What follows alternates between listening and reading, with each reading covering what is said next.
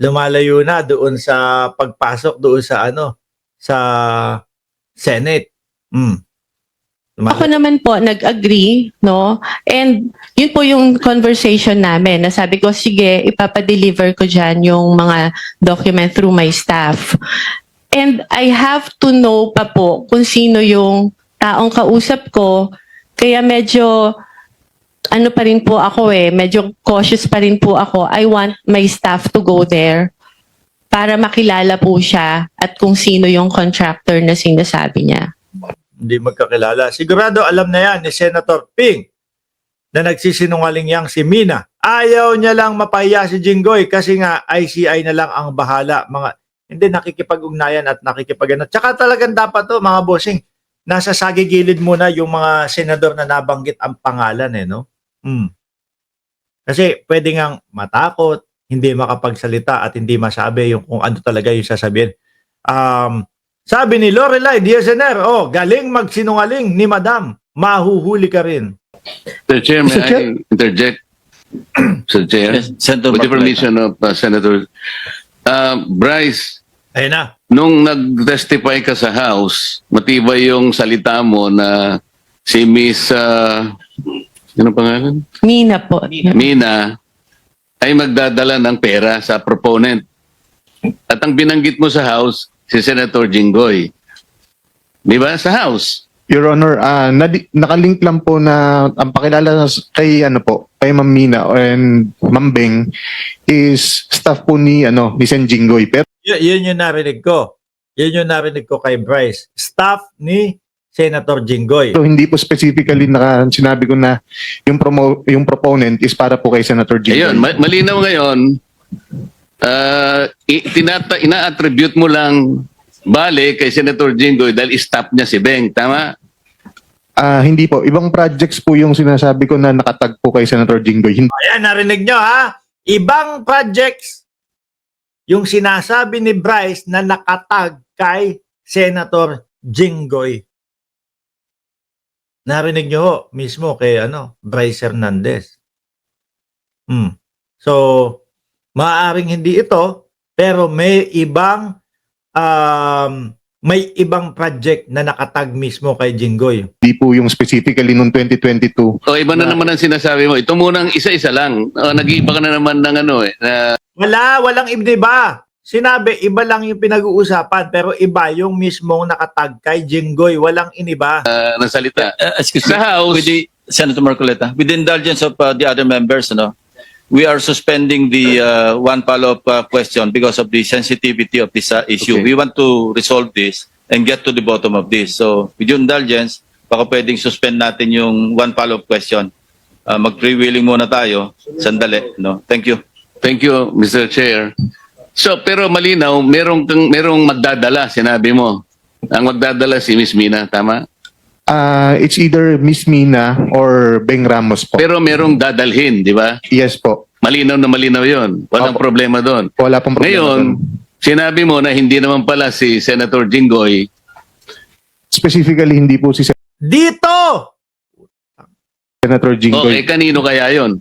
Dito sa tinutukoy dito. Pero may ibang project na nakatag si Jinggoy. Proponent lang po ang sinabi sa akin ni boss. Sino nga? Sino yung proponent? Wala, naka-blind po ako doon kung sino pong proponent po. Blind siya kung sino proponent, pero nung nag-testify ka sa House, tahasan sinabi mo, ako at si Senator Joel Villanueva ang Meron nga ibang project para sa iyo na nakatag ka. pinangalanan mo. At Opo. sinabi mo rito, sabi ni Congressman Ridon, sorry, excuse me, before proceeding, can we state for the record again who is Beng Ramos? Ang sagot mo, she is the staff of Senator Jinggoy Estrada po. Sagot ni Ridon, staff of Senator Beng Ramos is a staff of Senator Jinggoy Estrada. Ang sagot mo, yes po, Your Honor. Hindi ko siya naging staff kahit kailan, simula nung pumasok ako sa Senado noong 2004 up to the present. O hindi daw naging staff ni Jinggoy yung Beng Ramos. Hindi ko naging staff si Beng Ramos. How did you come to that conclusion na naging staff ko si Beng Ramos? Maganda ipatawag talaga mga bossing . No, kaya lang, Eh sabi, meron daw cancer. Eh, sandali lang. Sa bagay, may stress yung tao. Alam niyo naman po, pagkain ng cancer, stress, mga bossing. No? Pero, paano masusolba to? Paano malalaman talaga kung talagang hindi niya stop si Beng Ramos? Ramos. Your Honor, si Boss Henry po ang nagpakilala sa akin. No. You answer my question directly. How did you come into that conclusion na staff ko si Beng Ramos? Si Boss Henry po nagsabi sa akin na staff niyo daw po si Beng Ramos.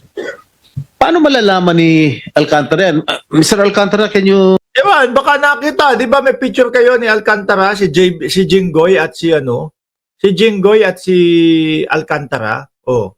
Baka mamaya kasama mo, nabanggit mo kay Alcantara, di ba? Can you confirm?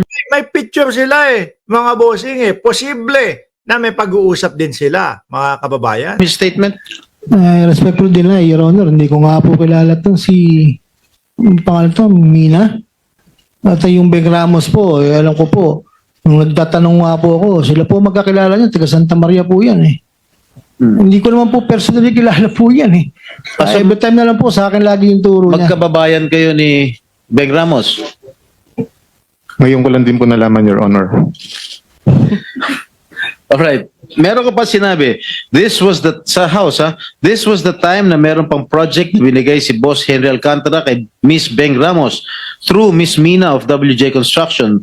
So, yun po yung ginamit na license or contractor at nandyan po yung pag-uusap kung kailan pa po magdi-deliver ng obligasyon dahil kailangan po ni Boss Henry. Okay?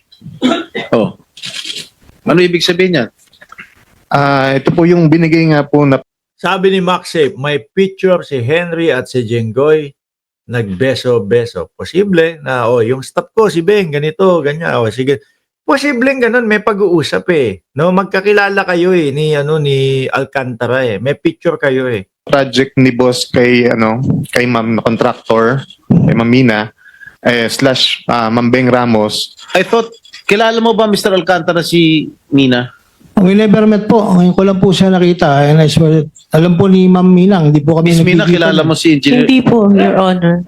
Anyway. Kahit po si Sir Brent Teka, sa phone. sino phone ko lang. nagpakilala sa iyo kay Bryce? Binigay lang po sa akin ni Beng Ramos yung number niya. So over the phone lang po kami nag-usap. Binigay ni Beng Ramos yung number ni Bryce.